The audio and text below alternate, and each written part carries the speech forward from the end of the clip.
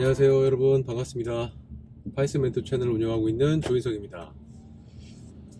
자, 제가 지난번 시간에 제 소개를 좀 하면서 군대를 갔다가 현대정보기술에 들어갔다가 삼성에 입사한 것까지 말씀드렸죠. 저는 삼성에 처음 입사할 때부터 다른 친구들에 비해서, 다른 동기들에 비해서 프로그래밍 실력이 그래도 상대적으로 좀 많이 좋았던 것 같고, 또 프로젝트도 수행한 경험이 있었기 때문에 처음부터 평판이 좀 좋았던 것 같아요. 그래서 저희 이제 삼성 그룹 연수를 하거든요. 그때도 기수에서 뭐 평가 잘 받아가지고 다른 동기들보다 연봉도 조금 더 받고 그렇게 시작을 했어요. 그리고 계속 평가는 좋았고, 제가 처음에 입사했던 팀이 방법론 팀이었어요. 전사 방법론 팀이었는데, 보통 신입사원들이 가장 많이 가는 팀이 있습니다. 근데 저는 프레임워크 이쪽을 좀 하고 싶어가지고 전사 쪽 팀으로 지원을 했었거든요. 그래서 지원한 사람끼리 면접 봐가지고 경쟁해서 이제 들어가는데, 제가 들어가고 싶어하는 프레임워크 팀에는 TO가 없어가지고 그 동일 센터, 그때 무슨 엔지니어링 혁신센터인가 이렇게 있었어요. 생산성 혁신 본부에 센터 이름까지는 기억이 안 나네요. 거기에 이제 프레임워크 팀이 있고 방문론 팀이 있었습니다. 그러니까 바로 옆 팀이었죠.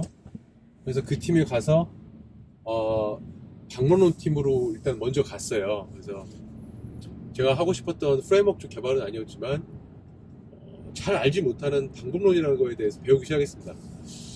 그때 당시만 해도 요즘 뭐 유행하는 애자일 이런 게 이제 전혀 없던 시절이라, 애자일이랑 항상 그 빅데이터 얘기하는 폭포수 모델 있죠. 전형적인 폭포수 모델의 방법론이 있었습니다. 전사 체계 방법론이 있어서 요구사항을 분석하고 설계하고 개발하고 또 테스트해서 다시 배포까지 하는 그 일련의 과정들을 굉장히 타이트하게 관리를 했었어요. 그래서 각 단계가 끝날 때마다 요구하는 산출물, 문서죠. 문서나 소스코드 이런 것들이 굉장히 규격화되어 있는 상황이었고, 저는 그 팀에 들어가서 방문론을 쓰려면 여러 가지 도구들이 또 있습니다. 예를 들어서 소스코드 형상 관리를 하려면 소스코드 형상 관리 툴이 있어야겠죠. 요즘에는 대부분 다 Git 기반의 서비스를 많이 쓰는데, GitHub나 GitLab, 그쵸? 뭐 아틀라시아나 빅버켓 이런 걸 쓰실 텐데, 그때 당시에는 그런 게 없었어요. 서브버전 정도가 제일 그나마 잘 쓰던 오픈소스였던 것 같고, 그때 삼성에서는 그 세레나라는 회사의 디멘전이라는 걸 썼었는데, 아마 들어보신 분들은 거의 없을 겁니다. 그 툴이 이제 데이터베이스 기반으로 소스 형상 관리를 할 수 있는 툴인데, 이슈 관리까지 같이 통합적으로 할 수 있어서 이제 선택한 툴인데, 그 툴을 쓰는 사람들 모두 다 완전히 고생을 했죠. 저를 포함해서. 뭐 하여간 그 소스 형상 관리 툴이 그게 설치하는 것도 어렵고 나중에 업그레이드 하는 것도 어려워서, 제가 했던 일이 이제 각 프로젝트 돌아다니면서 형상 관리 툴을 왜 써야 되느냐, 왜 디멘전을 써야 되느냐 이런 거 이제 교육하고, 그 다음에 이제 실제로 설치까지 해주고, 프로젝트에 맞게 이제 커스터마이징 해주고, 그 다음에 뭐 트러블슈트 도와주고. 그래서 그거를 이제 소스 형상 관리 툴부터 시작을 해서 이제 저희가 개발 도구도 제공을 했어요. 대부분 다 자바 기반의 SI 프로젝트였기 때문에 이클립스 기반의 공통 개발 도구, 그 개발 도구 안에 여러 가지 또 뭐 소스 코드 만들어주는 툴도 있고요. 그 다음에 테스트 코드 뭐 제너레이션 하거나, 또 그 방문론이랑 또 묶여있는 그런 도구들이 많습니다. 특히 테스트 자동화라든지, 뭐 테스트 자동화 하면서 결제 프로세스까지 담고, 저희 뭐 에덴이라는 것도 있었는데, 뭐 하여간 그런 것들 많이 했었어요. 그래서 그때 당시에는 그걸 왜 하는지 잘 모르고 그냥 기술적인 것만 좀 집중을 했던 것 같아요. 그래서 디멘전 안에 있는 데이터베이스에서 데이터 끄집어내가지고 지금 현재 이 프로젝트의 개발자 몇 명이 얼마나 자주 커밋을 하고, 그 커밋에 따라서 뭐 어떤 패턴이 보이고 버그 양상은 어떻고 이런 것들을 이제 추출해서 보여주는 걸 했었거든요. 그때 썼던 기술이 다 군대에서 배웠던 기술을 그대로 우려먹기를 했었죠. 근데 웃기는 게 그 안에 제가 있었던 방문론 팀은 또 코딩하는 팀이 아니었기 때문에 그렇게 코딩을 해서 웹 애플리케이션 개발할 수 있는 사람이 거의 없었어요. 그래서 제가 뭐 만든 툴이 모 증권사 차세 때 프로젝트에서 잘 쓰였다고 하더라고요. 근데 툴 자체가 컨셉이 제가 볼 때 지금 봐서 볼 때는 그 툴 컨셉 자체가 좀 안 좋았던 것 같아요. 솔직히 말씀드리자면. 그래서 아마 올해는 안 썼을 겁니다. 뭐 어쨌든 저는 기술적으로 많이 서포트하는 쪽으로 지원을 했지만 뭐랄까요. 일단 첫 번째 저는 코딩을 계속 하고 싶은데 새로운 것도 배우고 또 새로운 기술을 익히고 싶은데 그런 걸 할 수가 없었던 게 좀 많이 답답했고 또 원래 프레임워크 팀을 가고 싶었기 때문에 저는 계속 프레임워크 팀을 가고 싶다고 졸랐어요. 1년 차인데도 막 팀장님한테 팀장님 저는 프레임워크 팀으로 가서 프레임워크 개발을 하겠습니다 이렇게 얘기하니까 솔직히 말이 안 되는 거죠. 신입사원이 들어와가지고 여기는 내가 있을 곳이 아닌 것 같으니까 딴 데로 보내달라는 말 자체 하는 게 흔하지 않죠. 근데 여러분 중에 지금 소속팀에서 일하는 것이 여러분한테 맞지 않다고 생각하면 그냥 뭐 회사니까 하라는 대로 해야지라고 생각하는 것보다는 본인이 원하는 것을 계속 찾아보면서 윗선이나 동료들한테 알려가지고 그거를 얻는 것도 되게 중요하거든요. 이제 그래서 저는 2년 있다가 프레임워크 팀으로 전배를 갑니다. 그 방문홍 팀에서 했던 것들이 솔직히 그 당시 재미가 별로 없었는데 지금 와서 생각해 보면은 제가 나중에 이제 좀 시니어 레벨로 올라오면서 방법론이라는 걸 이해하고 팀이랑 같이 어떤 공통된 목적을 가지고 커뮤니케이션을 원활하게 하면서 개발을 하게 만드는데 굉장히 큰 도움을 줬고 실은 애자일에도 관심을 가지게 된 계기가 됐고 제가 한 회사에서는 이 엘라스틱 지금 다니는 회사 바로 직전 회사에선 애자일 전도사역까지 하게 되는 아주 튼튼한 어떤 기반이 되었던 것 같아요. 왜냐하면 주변에 있는 선배들은 전부 다 방법론을 왜 해야 되는지를 설득시키고 다니는 사람이었기 때문에 말씀들도 굉장히 잘했고 배운 게 굉장히 많았어요. 제 사수가 그때 심리학 전공이었거든요. 심리학 전공이신 분이었는데 아마 회사에서 말씀을 제일 잘하시는 분 중에 한 분이었던 것 같아요. 그래서 그분한테도 굉장히 많은 걸 배웠습니다. 어쨌든 그래서 이제 프레임워크 팀에 와서 전사 프레임워크 삼성 SS의 이제 애니프레임 엔터프라이즈 팀으로 이제 배정을 받았습니다. 저는 이제 프레임워크를 개발하고 싶었기 때문에 프레임워크도 되게 많더라고요. 가서 들어가 보니까. 근데 뭔가 제가 예전에 군대에서 했던 것도 그렇고 약간 대용량 데이터를 다루는 게 재밌었어요. 왜냐면 군대에 있을 때도 엄청나게 많은 양의 대용량 데이터를 최대한 빠르게 처리해서 배치 처리를 하는 거죠. 처리를 해서 결과를 내줘야 어플리케이션을 쓸 수 있는 상황이 되었기 때문에 어떻게 하면 최적화된 쿼리를 짤 수 있는지 데이터베이스 테이블을 어떻게 구성해야 또 인덱싱을 어떻게 해야 되는지에 대해서 좀 공부가 좀 돼 있는 상태였거든요. 그래서 프레임워크는 이제 어떤 쪽으로 했냐면 엔터프라이즈 쪽, 그러니까 오픈소스 기반이지만 대내외 엔터프라이즈 프로젝트에 투입되는 프레임워크 팀에 갔는데 그 중에서도 그 온라인 트랜잭션을 배치 처리할 수 있는 BTO라는 프레임워크가 있었어요. 참 재밌는 프레임워크였습니다. 이게 배치면 보통 온라인 트랜잭션이랑 좀 다르게 구성을 하는데 제가 투입됐던 프로젝트가 모 생명 차세대 프로젝트여서 그 금융 시스템이라 굉장히 많은 배치 처리가 있었어요. 근데 똑같은 로직이 온라인 쪽에도 있었거든요. OLTP성 로직들이 있었기 때문에 그 로직을 그대로 쓰면서 OLTP 트랜잭션을 이용을 하면서 대용량 배치 처리를 하는 그런 프레임워크였던 거죠. 컨셉 자체가 되게 지금도 그런 게 있는지 잘 모르겠네요. 근데 괜찮았어요. 예를 들어서 여러분들 급여를 받으시잖아요. 그러면 한 사람이 다른 사람한테 송금할 때 쓰는 그 로직을 그 회사 사람 전체한테 쓰는 거잖아요. 그죠? 그래서 그런 온라인 트랜잭션을 배치로 처리해야 되는 일괄 처리해야 되는 그런 요구사항이 생기는 거죠. 그것도 느리게 돌아가면 안 되겠죠. 막 뭐 예를 들어서 그날 페이를 지급해야 되는데 막 이틀 3일씩 걸리면 안 되잖아요. 그죠? 그래서 그런 쪽 일을 했어요. 그래서 프레임워크 팀에서는 총 5년을 근무하면서 크게 2개 프로젝트를 뛰었고 하나는 차세대 차세대 프로젝트 뛰었고 그 다음에는 제조 쪽으로 갑니다. 그래서 삼성하면 실은 삼성전자가 제일 크죠. 그 삼성전자의 그 생산 공장, 반도체 공장 쪽 말고 반도체를 제외한 그 완제품을 만드는 그 어셈블리 팩토리들이 있습니다. 예를 들어서 뭐 핸드폰이라든지 뭐 냉장고, 스피커 이런 것들 만드는 공장이 전 세계에 제가 일할 당시에는 한 28개 정도 있었고 지금 아마 더 확산이 됐을 거예요. 거기 프로젝트에 일단 프레임워크 지원팀으로 갔어요. 그래서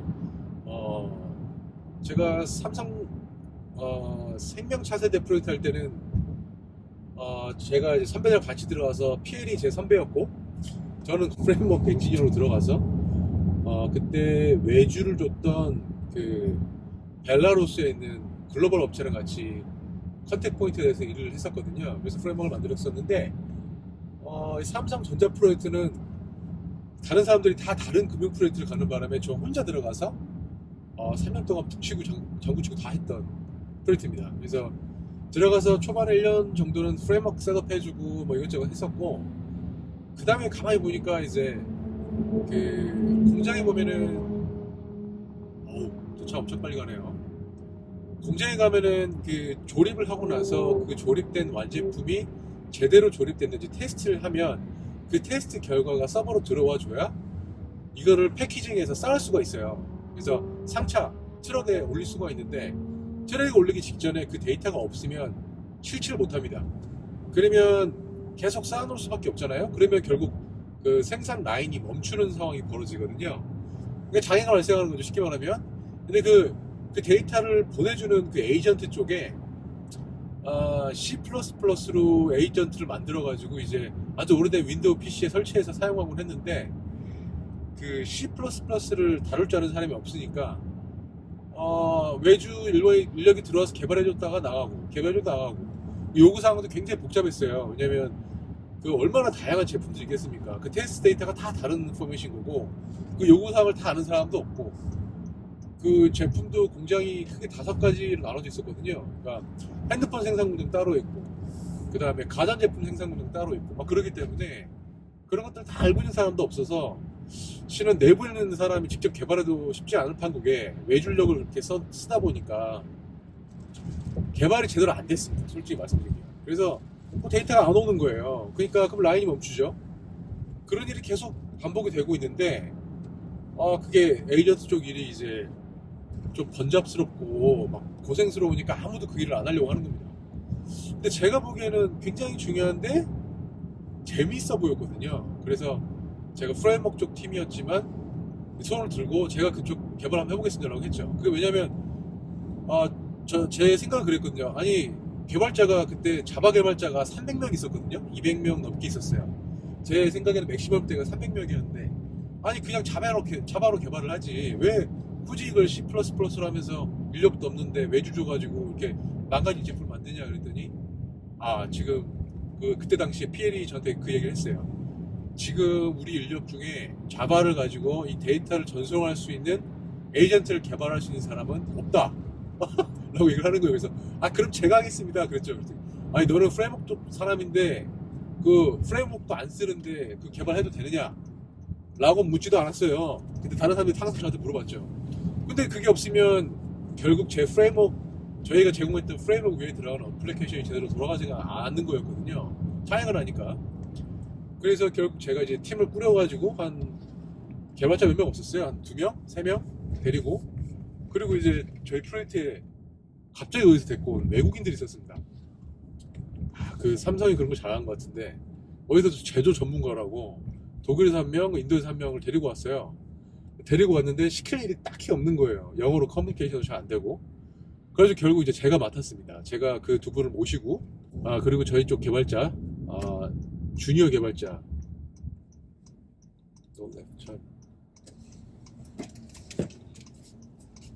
데리고 이제 개발을 했죠. 그 에이전트 잘 만들었습니다. 제가 참여했던 어떻게 보면 두 번째 글로벌 프로젝트였던 것 같기도 해요. 왜냐면 첫 번째 프로젝트는 그 생명 차세대 프로젝트 하면서 만들었던 그 온라인 배치 프레임워크였기 때문에 이번에는 이제 독일이랑 인도 친구랑 한국 사람들이랑 같이 해서 만든 거죠.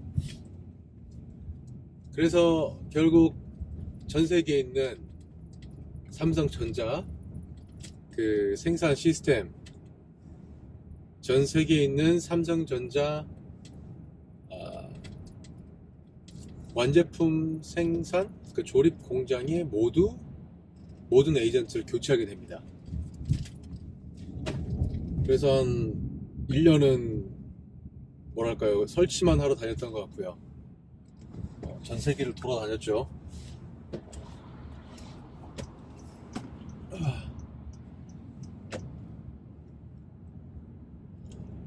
총 4개 팀인가? 5개 팀으로 나눠가지고 각자 맡은 지역을 돌아다녔던 것 같아요.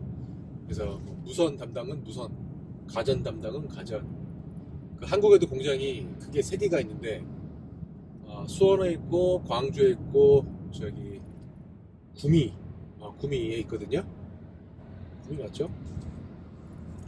저는 주로 가전 쪽을 다녔던 것 같아요. 좀 다양한 제품이 있었던, 많이 찍어내기보다는 다양한 제품이 있었던 곳에 가서 제품 롤아웃을 했죠. 어디 갔죠? 브라질 가고 말레이시아 가고 어디 갔더라? 멕시코도 갔었군요. 네. 그런 식으로 돌아다니면서 롤아웃을 하고 또 나중에 1년은 또 이제 유지보수 롤아웃 하면서 유지보수 작업도 같이 했고요. 그때 처음으로 이제 시간대 다른 온사이트 지원을 하기 시작해가지고 정말 바빴던 것 같아요. 왜냐면 에이전트 개발자가 몇 명 안 됐기 때문에, 그리고 대부분 다 제가 개발을 거의 도맡아서 했기 때문에, 물론 제가 혼자 한 건 아니니 다만 저한테 그 책임을 가장 물었던 것 같아요. 무슨 이슈가 생기면.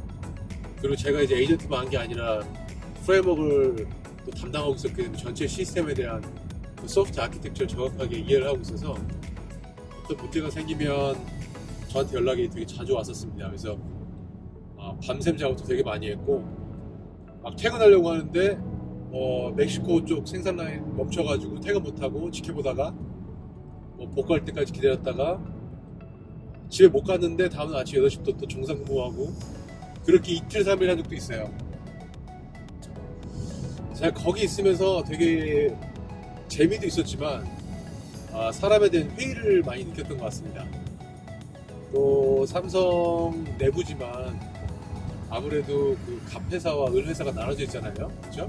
삼성전자가 이제 프로젝트에 돈을 대는 실제 고객인 거고, 삼성 SS는 그 프로젝트를 수주해서 개발을 해주는 형태의 SI 프로젝트이기 때문에 소위 말하는 갑질 이런 게 아예 없을 수도 없어요. 아무리 형제 회사를 하더라도 그런 거에도 솔직히 물렸고, 그러니까 삼성이라는 회사보다는 그런 SI 환경에 대해서 좀 많이 물렸던 것 같아요. 그리고 계속 남의 제품만 만들어주다 보니까 제 제품을 만들고 싶다는 욕심도 많이 들었었죠. 그렇다고 해서 뭐 제가 스타트업을 창업한다는 생각은 아니었고요. 갑회사를 좀 한번 가보고 싶었어요. 그래서 운이 좀 좋아가지고 그 두산 중공업의 소프트웨어 센터 창립 멤버로 조인을 하게 됩니다.